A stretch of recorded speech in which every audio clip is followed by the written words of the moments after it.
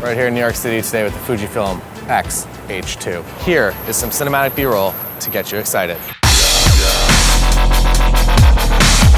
What is the Fujifilm X-H2, you might ask? Well, it is not a delicious taco. It is in fact a camera. A camera that is likely not a surprise to you. Who am I?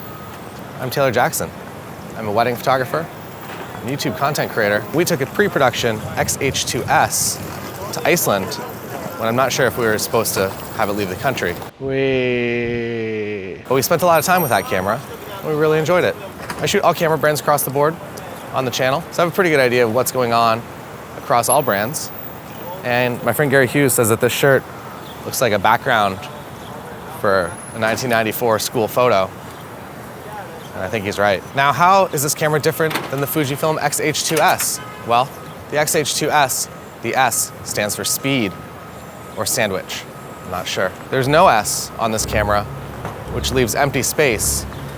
And what is space? Space is infinite and ever expanding, just like the megapixels of the Fuji X-H2. It's a bigger megapixel camera. This is in fact a 40 megapixel backside illuminated CMOS sensor, and I've made this dance to celebrate. It is the X Processor 5, which I believe is the same firmware that the X Fighters from Star Wars are currently running. Beautiful, beautiful LCD and 15 frame per second mechanical shutter. And in electronic shutter mode, you can go to 1/180,000th of a second, which means that you can freeze that exact decisive moment in your street photography. Wow, so clean. Also, if you're a wedding photographer, there's a free preset pack in the description. You can get it, and then it's yours. The link is in the description below. 7 stops of IBIS, and as you saw in Iceland, we were able to handhold a 2-second exposure, which you should never do. You should bring a tripod, but you can do it if you want. The IBIS is really good. CF Express Type B/SD UHS2. You can do 8K 30p, 4K 60, and 120 HD at 240p. You also get ProRes, which according to the name is a resolution that professionals shoot in, but it's actually a Kodak that can be used in any video size. Confusing, I know. It's also weather resistant, like your 1994 Subaru Impreza. Now, who is the X-H2 for, and who is the X-H2s for, you might ask? Well, I'll answer it in this voiceover. Here are some of the technical differences. The X-H2s is a stacked 26 megapixel CMOS sensor. The X-H2 is a 40 megapixel backside illuminated CMOS sensor.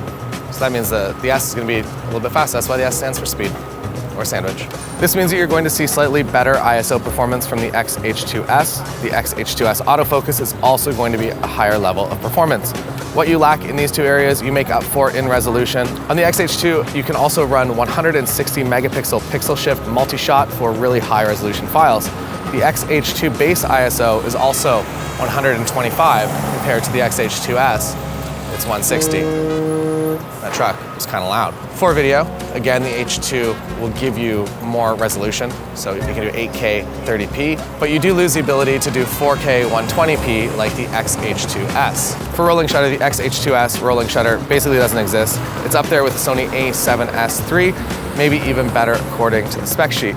For the X-H2, the rolling shutter is more comparable to any of the other high-resolution mirrorless cameras on the market. To talk specifically about the X-H2, you do get some additional crop factors in some of the resolutions, so read the spec sheet if you're interested in doing something specific. There's a Harry Styles concert over there, and there's thousands of people lined up already. So in summary, this is a camera for people that need high-resolution images. It kind of comes down to that. That's the main key difference. If you're looking at both these cameras, you're wondering which one you should have. If you want big landscapes and big portraits, this is the camera to go for. If you're a Fujifilm photographer in a slightly faster paced environment, such as sports, or maybe even a wedding day, you might want to have a look at the Fuji X-H2s, or the H2s, as we've named it. If you are a 2-body shooter, does it make sense for you to have one of each? An X-H2s on one arm, and then an X-H2 on the other? Yes, I think it does. It gives you ultimate versatility. You have both. Tomorrow, at 9 a.m., I'll be putting up a field test with the Fuji X-H2, where we will be live in New York City, not at a Harry Styles concert, photographing with the X-H2. So subscribe, turn the bell on, and I'll see you again tomorrow. And next week, we're in Banff, Canada for a wedding photography workshop. So if you're coming, there's one ticket left. So if you want it, you want to do a last minute trip to Canada to photograph some wedding couples and beautiful scenes, You can do that. And then 2 weeks from now, we're in Iceland. What an action-packed week. New York to Iceland, just like Flowrider and Pitbull, Mr. Worldwide.